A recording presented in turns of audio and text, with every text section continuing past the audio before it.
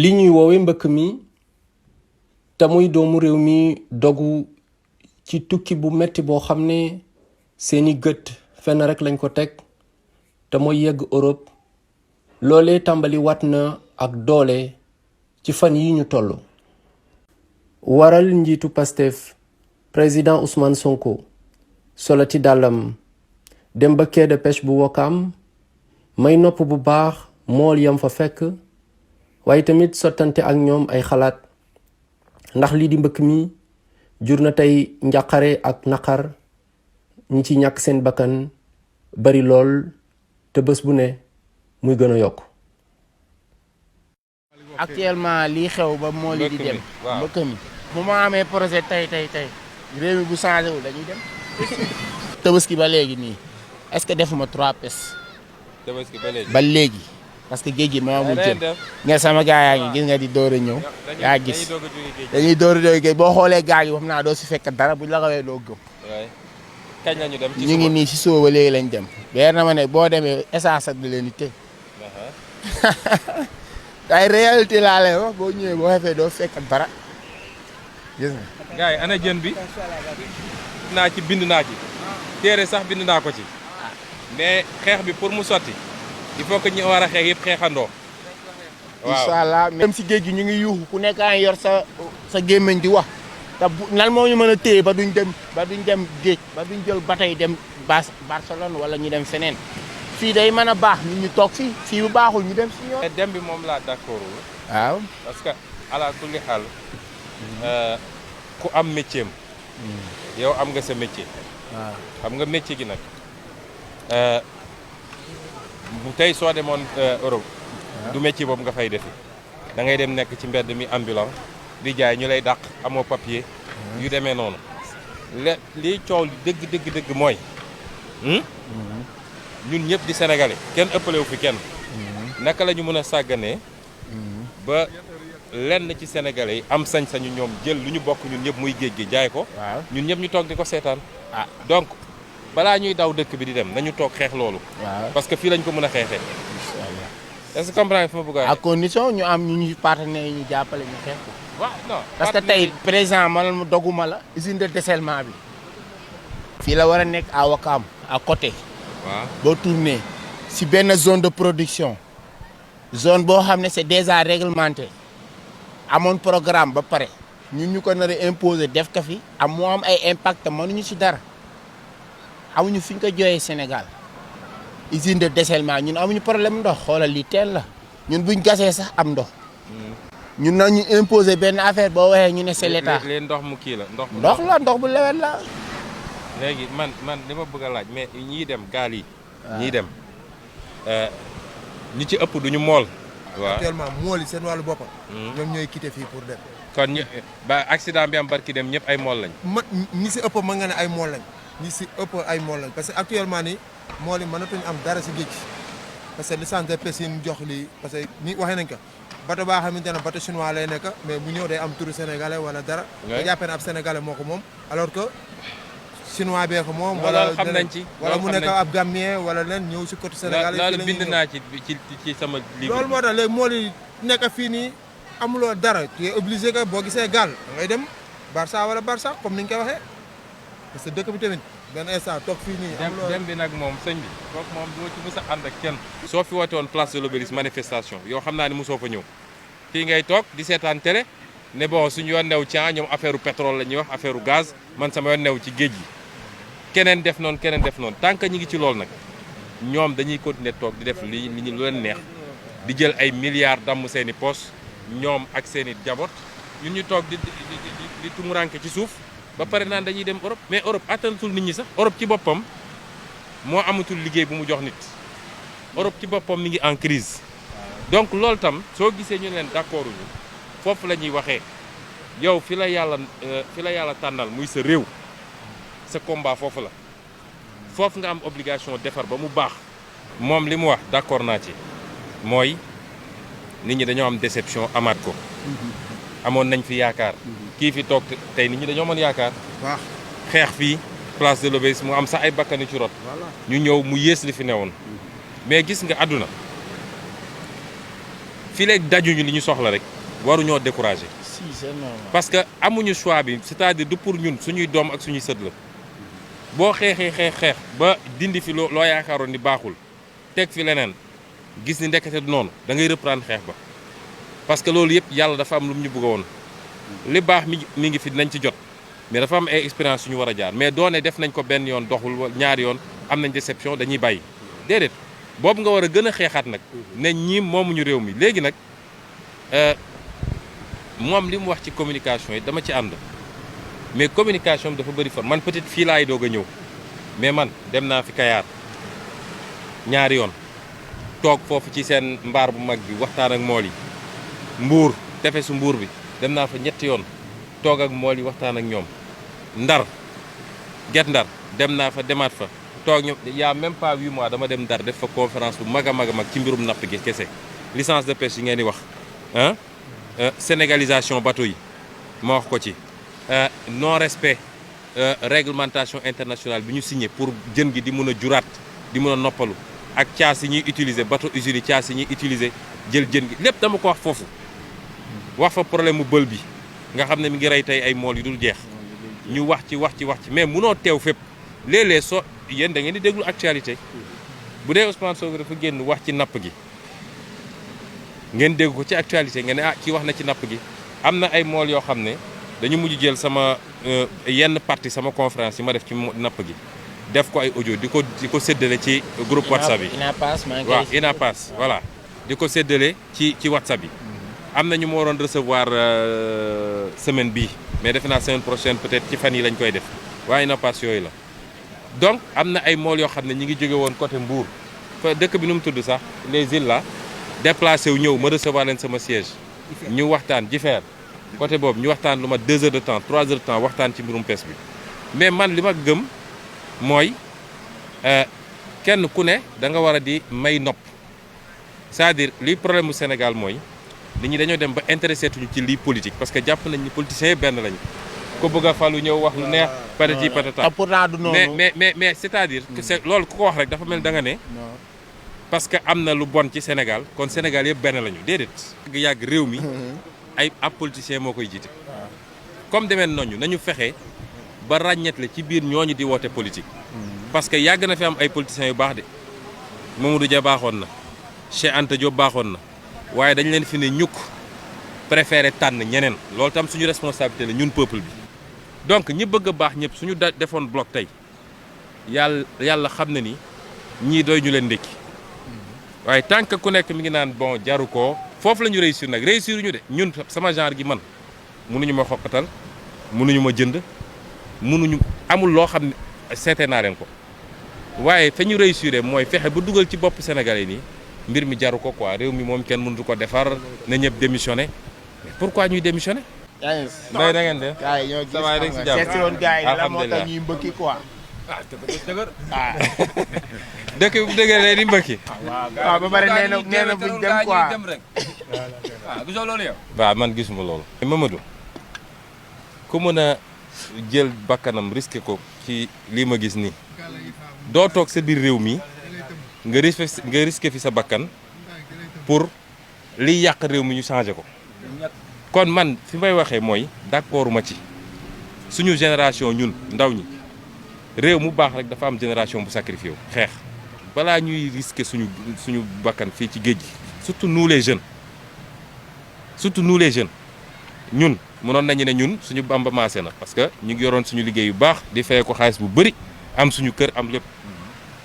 ñun mënoon nañu noppi ne suñu yoon newu ci xanaa am nañ suñuy oto kon su saako ceeb doon jar 300 000 sax nañ ko jënd kon suñu yoon newu ci ou bien est-ce que da nga war a xeex pas pour ñun ñi mais pour suñu doom ak suñu sët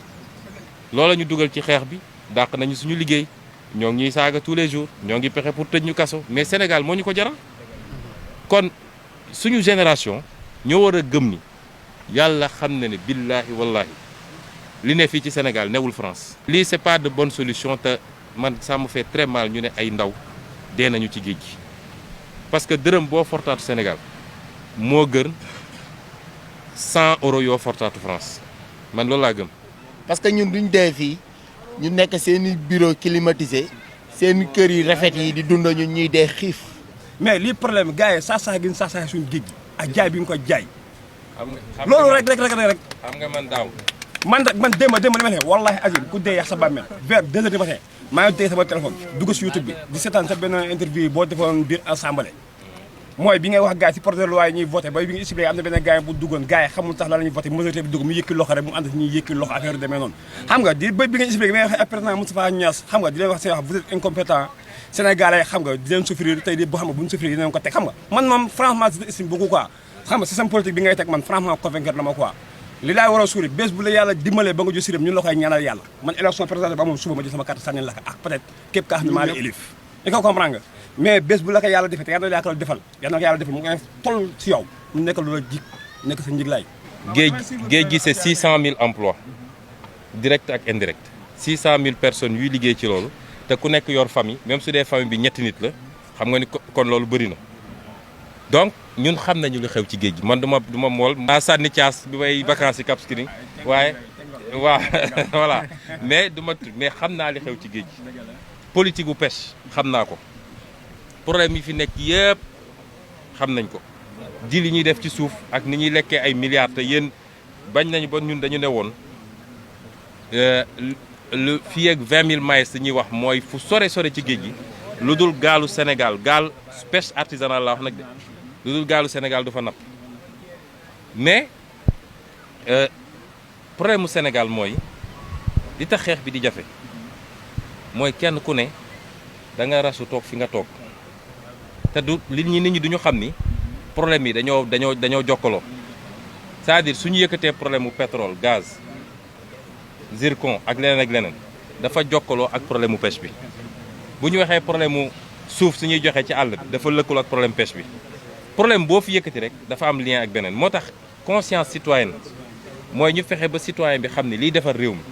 du lu ñuy ber mooy bu ñu fexee ba ber nit ñi bu ñu dalee ci kii ba pare wëlbatiku dal ci kële te kenn mënul xeex yow dong parce que amoo doole bi donc affaire u pêche bi liñ ci wax dañ cee wax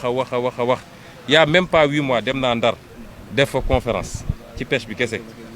problème pêche bi problème bël bi problème avancé de la mer gis nga Guet Ndar ni mu mel nit ñaa ngi toxu di dem léegi xaar yàlla yooyu yëpp wax nañ ci mais su dee amul à la base ñoo xam ne dañ koy récupérer réagir mais ça sert à quoi jarul jël gaal jarul truc suñu xeexee bi fii wallaahi di ngeen andi fii jën wàcce ko di wër kon ku ngeen koy may waxuma la ku ngeen koy jaay waaye ku ngeen koy may te Sénégal meloon noonu ñu may nekk xale fii Sébikotane dama daan ànd ak sama papa ñu dem Kayar mais jën bi da daan bëri benn feesu bëri boo xam nit ñi duñu xam niñ ko def 1000 francs nga am kii bu toll nii waaw donc loolu moom ñun loolu la ñuy wax. loo wax si Ndar rek man xam naa ko. fa laa yaroo da ngay dégg kon li nga wax yëpp dëgg la ñu ngi lay ñaanal yàlla fi ngay jëm nii yàlla na fa yàlla jublu. amiin te li ngay ñaan nii yàlla teg la fa. di jaay ñu nekk suñu wërsëg ñun ñëpp. amiin dajee Moussa sallallahu alayhi wa sallam. amiin waaye nag kii moo jaay réew mi. waaw moom laa xam yaa ko sol moo jaay. waaw ok gars yi ok jërëjëf sant bi naka la.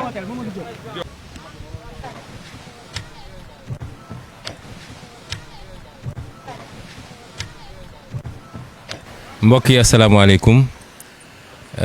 ñun ñoo dellu si di waxtaan ak yéen ci mbir moo xam ne mbir mu tiis la mbir mu doy waar la mbir mu métti la mooy mbëkk mi ñu koy wax ci tubaab immigration clandestine laata ñu ciy sori ñi ngi jaale ñi nga xam ne ci ay wayjur ci ay mbokk am nañu seeni doom yoo xam ne seen bakkan rot na ci géej gi def naa bu ci mujj barki démb nee nañu lu mat 150 personnes seen bakkan rot na ci géej gi ci ab accident boo xam ne gannaaw bu ñu jëlee gaal la fas yéene woon dem tugal ñu koy naqarlu bu baax di ñaan yàlla ñooñee nga xam ne ñàkk nañ seen bakkan yàlla na yàlla xaare leen àjjana yàlla na yàlla yofal suuf seen kaw yàlla na yàlla boole leen ci borom bàmmeel yu yaatu yi borom bàmmeel yu sedd yi ñu ñëwoon fii ci quai de pêche Ouakam bi doxantu waxtaan ak suñu mbokk mool yi ndax ñëpp xam nañ ni ñii mbir mi di dal suñu mbokk mool yi dañ cee bëri ndax ñoom ñoo moom gaal yi ñoo koy dawal waaye bëri na ci ñoom ñoo xam ne tey jafe-jafe yi ñu jànkoonteel ci géej gi ci ñàkkum jën tax na ba ñoom ñëpp ñu bàyyi li nga xam ne seen métier la woon doon leen dundal daa di jël ay risques di dem tugal te jaare ko ci géej gi. loolu moo ñu andi woon tey ñu waxtaan ak ñoom déglu leen waaye ñi bëggoon ci profité nag pour lancer un message aux Sénégalais rawatina nag ndawu Sénégal yi jeunesse bi nga xam ne tey ñoom la mbir mi gën a concerné. message bi nag dañ koy xaaj ñaar bu ci njëkk ñu ngi koy jagleel Macky Sall moom ci boppam moom mi nga xam ne moom moo woote boppam bu ñu génnee ci élection yi ni mooy président wu Sénégal. moomu Macky Sall nga xam ne tey moom mooy doxal moom la ñuy njëkk a waxal ne ko am réew kenn du ko yor ci tappale ak naxe mbay. mën nga yor say discours yor sa administration yor say ministre yor say journaliste ñu lay waxal yor sa propagandiste ñu nekk ci réseaux sociaux yi lu ne ñu wax ko ne yaa fi gën a aay yaa fi mën li nga fi def kenn defu ko waaye gis nga li tubaab naan lépp à l'épreuve des réalités mooy lay firndeel mbir mi mooy li Sénégal yi di dund bés bu ne te lii xew tey ba ndaw ñi jëlaat gaal gi naan ña ngay dem Europe wane na ni da ngaa échoué yow Macky Sall échoué nga échec boo xam ne kenn xamul fu mu yem mënuñu koo natt. ma fàttali ni yow Macky Sall da ngaa diggante woon ak ndaw ñi bi ngay falu 2012 ne di nga créer diggante 100 000 ak 150 000 emplois at wu ne loolu boo ko xaymaa ci juróomi at yi day nekk diggante 500 000 ak 750 000 emplois jàpp naa ni tey su doon juróom-ñaari at yi jiitu ci sa nguur bu doon créer nga 750 000 emplois gëmu ni tey dina am ay xale yu jël gaal gi ne ñoo ngi dem Europe. loolu defoo ko 2019 nga ñëwaat taxaw ne di nga créer 1 million d'emplois xeetu naxe yooyu ngeen di naxe neewoon nga di nga def 15 000 logements sociaux amul benn logement social boo xam ne livré nga ko nga ñëwaat taxaw bii pa digaat waa Sénégal 100 000 logements sociaux gis nga réew naxe ak dige ci loo xam ne yow ba nga koy wax xam nga ni fas yéenoo ko def mënoo koo def ndax du ci xam-xam du ci mën-mën nga war koo mën a def loolu yorul réew. yow Macky Sall liy firndeel sa échec mooy da ngaa taxawal ay jumtukaay yu bëree bëri ne loolu pour sàmmonteeg ndaw ñi am liggéey la nga créé FONSIS créé FONGIP créé ANPEJ ñu wëlbatikuwaat nga créé DER créé PRODAC façon bu ne créé nga ko bu ne ñu def ci ay milliards yoo xam ne nee nañu pour ndaw ñi mën a am liggéey la tey ndaw ñooñu nga déggoon liggéey ñoom ñooy ñàkk seen bakkan ci géej gi parce que amuñu liggéey ci biir réew mi waaye naka la ñuy amee liggéey ci biir réew mi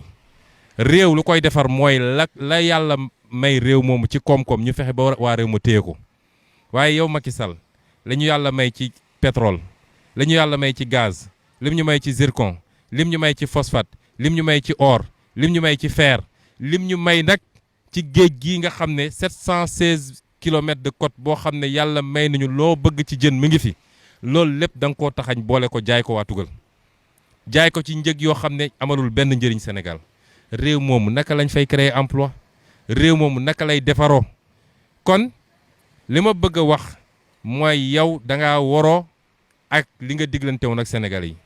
vous avez trahi le peuple sénégalais votre serment vous ne l'avez pas respecté moo tax bu ñu newoon ci réew mu jaar yoon yow Macky Sall da nga waroon dellu leng gi jàkkaarloog Sénégalais yi ne leen mënuma mësuma mën delloo naa leen leng gi seet leen keneen ku ko mën a def bu ñu newoon ci réew mu normal yow war ngaa am looy rus lu dul taxaw naan yaa ngi naqarlu yaa ngi am compassion ci ñi nga ndaw yi nga xam ne ñàkk nañ seen bakkan ndax li tax ñoom ñuy def loolu sa responsabilité la yow les Sénégalais ont besoin que vous respectiez vos engagements loolu la Sénégalais soxla waaye soxlaw ñu nga toog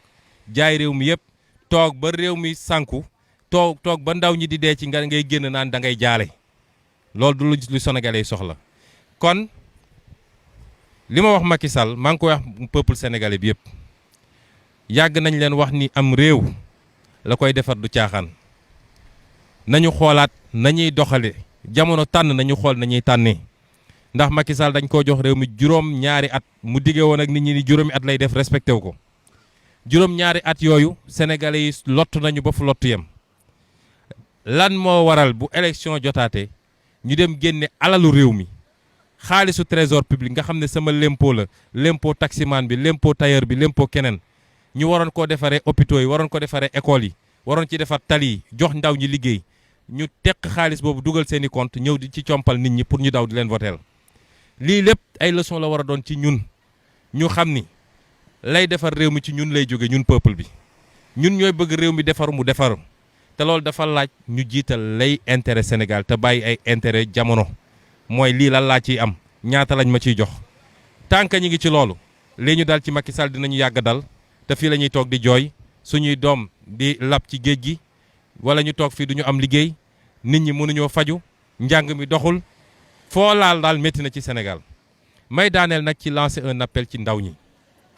mooy li gën a am solo ci li ma tax a ñëw fii la jeunesse sénégalaise delloo si leen seen xel ànd ak li ñu wax yëpp ci échec bu Macky Sall ñun mënuñu leen encourager ci jël géej gi loolu du solution jël géej gi du solution suñ leen ko waxee nag da ngeen naan ay moralisateur lañ dañu ñëw di ñu jox ay leçon déedéet gis ngeen fa ngeen di bëgg a dem ba tax ngeen di jël gaal gi di jël di ci dee ñooñu amul lenn luñ ñu ëppale ci koom-koom ëppale wuñ ñu or ëppale wuñ ñu fer ëppale wuñ ñu phosphate ëppale wuñ ñu zircon ëppale wuñ ñu jën ak géej ëppale wuñ ñu pétrole ëppale wuñ ñu gaz ñoo leen ko ëppale fopp ëppale wuñ ñu suuf su nangu ba nga xam ne loo fa sànni mu sax xam nga luñ ñu ëppale am ful la ci bëgg seen réew ñoom bañ ca tollee dañoo takk seen digg ne duñu nangu kenn toog ci kaw askan wi yëpp diggu ndaandaat moom ak njabootam ak ay ñoñam ñun ñuy souffrir looloo andi woon révolution française fu baax ci àdduna rek dafa fekk am na jamono joo xam ne waa askan wi yëpp dañoo takk seen digg ne lii duñ ko nangu barki démb Soudan def nañ ko Algérie def nañ ko Tunisie def nañ ko Égypte def nañ ko gis ngeen fu ne ci àdduna nit ñaa ngi jël seen responsabilité Liban def nañ ko lan moo war a tax ñun Sénégal ñu jàpp ni war nañoo mën a seetaan rek ay homme politique yoo xam ne boo leen xayma woon ñoom ñëpp matuñu 1% de la population matuñu sax 0,05% de la population ñu toog suñu kaw jël alalu réew mi jaay ko jaay suñu géej ba tey géej gi mënatoo fi am jën jaay suñuy suuf jaay suñu pétrole jaay suñu gaz jaay suñu zircon jaay suñu fer ñun ñu nangu loolu wala ñu jàmmaarloog ñooñu xeex ak ñoom jëlee leen fi defar suñu réew ñu ne nañu dem jël suñuy gaal di dem Europe kooku mënuñu cee ànd ak yéen ay frère lañu ñenn ñi seen mag lañu ñenn ñi maase nañu ñenn ñi yéen ñu mag comme may ngeen ñu nopp wóolu ngeen ñu fu ma dugg ci dëkk bi ñu ne ndaw ñi Sonko la ñu àndal bu ay nit àndeek yow nag di sa njaboot da ngay jàkkaarloo ñoom xool leen ci biir bët ngeen waxante dëgg échec am na ci nguur gi échec am na ci ñi ŋànk nguur gi waaye warul tax ñu daw réew mi parce que ñun Sénégal rek la ñu am te yàllaa ñu ko tànnal yàlla bu ko sooboon man mi damay judd nekk allemand Abbas Fall mais judd nekk japonais keneen judd nekk américain waaye yàllaa ñu tànnal fii dañ ci war a am fierté te xam ni suñu responsabilité fii la keroog bu ñuy jàkkaarloo yàlla suñuy laaj nan ngeen defoon ak seen environnement du ñu laan lan ngeen def Europe de réew mi ma leen tànnaloon yéen Sénégal lan ngeen def pour réew moom mu baax loolu la ñu yàlla di laaj kon nañu toog ci réew mi en attendant ñuy xeex ba jëlee fi lu bon li fi ne système bu bon bi fi ne nañu toog ci réew mi liggéey réew mi nag du rek maa ngi xaal lu ma nguur gi di jox soo gisee ren ñu lancé modèle bu tudd vacances agricoles patriotiques ndaw ñu bëri uyuñu si dugg ci àll bi ndaw ñoo xam ne ñu ci bëri ci ñoom mosuñu woon bay dugg ci àll bi dem ut tool di bay te gis nañ ci njëriñ goo xam ne man bi ma duggee ci àll bi di visiter tool yi ñu bëri dañ ma ne bés ni ki tey la ñu décidé ñun dañuy yor suñuy tool bopp di bay parce que lii xamuñu ko woon xamuñu woon njëriñ ci ci ne kon gëm sa bopp balaa la dara di am balaa état di la defal wala waajur di la defal nga jóg dem defal sa bopp dem essayer su dee Dakar nga juddoo yoroo fi musoo xam feneen génnal nga ne xaaral ma dem xool Ziguinchor wala Mbour wala feneen peut-être su ma demee foofu dugg ci àll bi war naa mun a def dara réew moo xam ne 42% de la population a moins de 15 ans 62% de la population a moins de 25 ans loolu daf ñu waroon jox li ñuy wax dividende démographique mooy ndaw mooy tabax réew ndax réew kattan a koy tabax kattan googu ñu bur koo yóbbu jox ko tayle ko européen ñoom ñu koy jëriñoo pour defar seen réew ñun ñu sàggane suñu réew bu ñu ko nangu bu ñu ko Macky Sall jaral bu ñu ko gouvernement am jaral nañu toog ci réew mi xeex defar réew mi te xeex boobu ñaari fànn la benn lay yàq réew mi nañu takk suñu ndigg xeex ak loolu jëlee ko fi ñaar mooy kenn ku ne ci ñun bu mu xaar lenn ci kenn 500000 wala 600000 wala 1 million bu ngay def pour jël gaal dem boo ko jëloon ñu ne nawet jot na nga dem jënd sa jiw jënd sa semence dugg ci àll bi ñu abal la suuf nga bay di nga ci am loo xam ne boo moytul mun na laa jural leneen ak leneen ak leneen. problème bi du rek loo xam ne dafa yem ci napp gi tey Sénégal secteur boo jël moo tax ñiy jël gaal gi di nga ci fekk ñëpp Sénégal transport bi doxul artisanat bi doxul tourisme bi doxul mbay mi doxul càmm gi doxul transport bi doxul amul benn secteur boo xam ne tey ci biir Sénégal mun nga ne secteur bi mi ngi dox ba ay ndaw war faa mun a jafandu di fa am seen sutura loolu nag dafa traduire échec général boo xam ne ñu ngi koy tudd mës naa wax nag ci sama benn wax tamit nii loolu maa ngi koy jagleel occidentaux yi mun leen ñëw jël suñuy ressources naturelles yëpp ba pare jàpp ni population yi du ñu topp seen richesse boo ñëwee jël jënu jàmbur yi nit ñi dinañ topp jën gi dem fi mu nekk boo jëlee seen or wala seen pétrole dinañ topp sol dem fekki la fa loolu moo andi problème moo gën a aggraver problème immigration clandestine waaye man mënuma blâmer occidentaux yi parce que comme disait le général de Gaulle les nations n'ont pas d'amis, elles n'ont que des intérêts tubaab gi chinois bi keneen ak keneen dañu am seen fulla bopp xam li ñu bëgg ñun ñoo xamul li ñu bëgg ñun ñoo amul suñu fulla bopp su ma nee ñun nag mooy ñuy jiite Macky Sall ci boppam nga xam ne tey intérêt tubaab moo ko gënal intérêt nit ku ñuul kon man je n'ai pas à blâmer les autres kenn ku ne sa intérêt ngay défendre tubaab bi bu amee fullam bàyyi dëkkam def 7000 kilomètres ñëw nangu suñu tefes nangu suñu jën ñun ñoo ñàkk fulla te Macky Sall moo ñu ñàkkuloo fulla message yooyu li ñu bëggoon lancer jeunesse bi c'est pas parce que les politiques publiques ont échoué qu'il faut prendre les pirogues loolu duñ ci ànd ak yéen tey duñ ci ànd ak yéen ëllëg seeni xarit lañu seeni mag lañu wóolu ngeen ñu déglu ngeen ñu suñu combat fii la Sénégal nañu des Sénégal xeex bi defar réew mi ñu ngi leen di gërëm leen sant asalaamaaleykum wa rahmatulah wa barakatu. Je m'appelle Abdoulaye Gueye j'habite à Ouakam waaw man li ma métti laay wax ci Sénégal rek waaw lu ma métti ci Sénégal rek laay wax lu tax xale yi di jël gaal gi parce que ñoom jël nañ géej gi jaay ko tubaab yi jël géej gi jaay ko tubaab yi jóge seen dëkk ñëw jël suñu am yóbbuwaat ko seen dëkk bi nga ko yóbbuwaatee seen dëkk xale yi bu ñu demee ñëw duñu am dara ba tey jël nañ lépp boobaa xale yi dañ jël gaal yi dem Macky Sall ba tey yi mu jaay yooyu noonu yi mu jaay la jënd ay machine ak ay kii di ko naxee mool yi di leen ko jox ñu ñuy rey ñu Sénégal dee nañ ba pare fii da ngay dem hôpital démb minuit laa dem ba 7 heures du matin si koo xam ne dëppal masque rek muy bëgg a dee amuñ kenn ku ko mën a faj moo ne Sénégal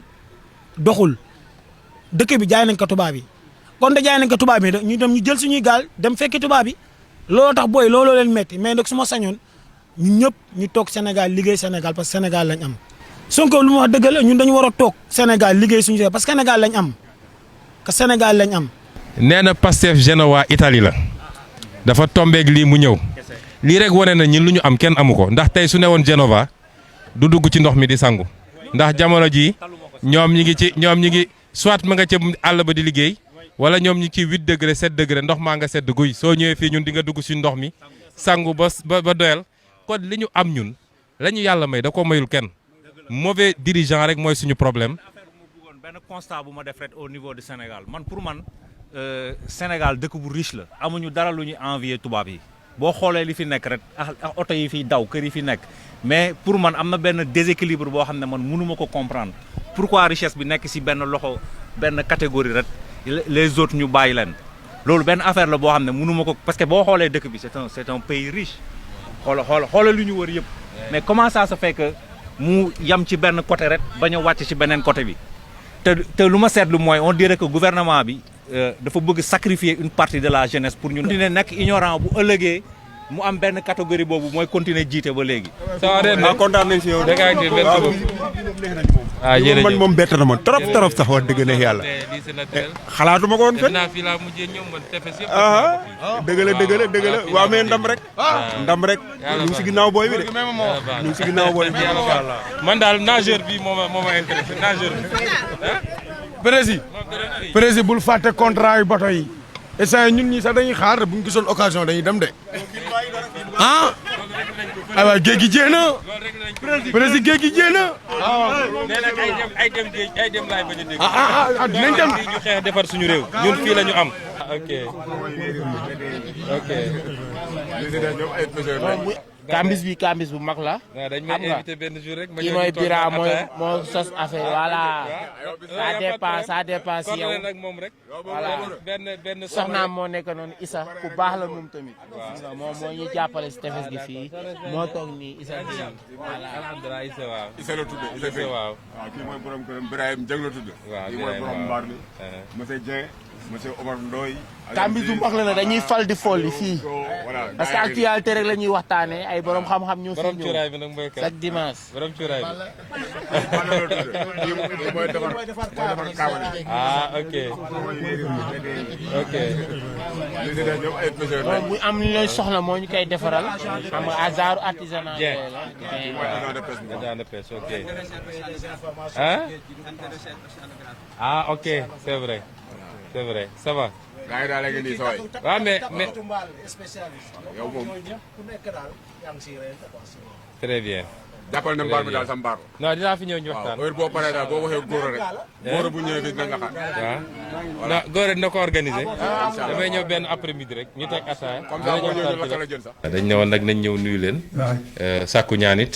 waaw xam naa ni beneen yoon suñu ñëw dinañ gën a am temps ñëw toog waxtaan waaw jërëjëf. vraiment dalee jàmm parce que da ngeen ñu bette waaye nag loo xalaat rek mu ngi fi ñun sant suma njaboot gi moom tubaab fakal la noo mën a ñëwee dinañ wax ak yow li ñu war a wax ak yow dinañ jëflante ak yow tamit li ñu war a jëflante ak yow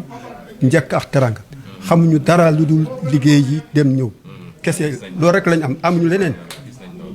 bu gisee nag koo xam ne kii daf ñu jàppale si wàllu liggéey bi ak yooyu am si yaakaar am dañ lay tàllal loxo rek te xaar yàlla loolu daal vraiment njaboot gi daal tubaab fakkaal macha allah di leen sant di leen gërëm. ñu ngi leen di masawu di leen jaale bu baax tamit di ñaan yàlla en tout cas mu yokk sutura bi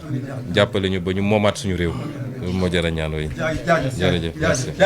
léegi lii la créé pour ñu bàyyi gaal yi nga xam ne ñun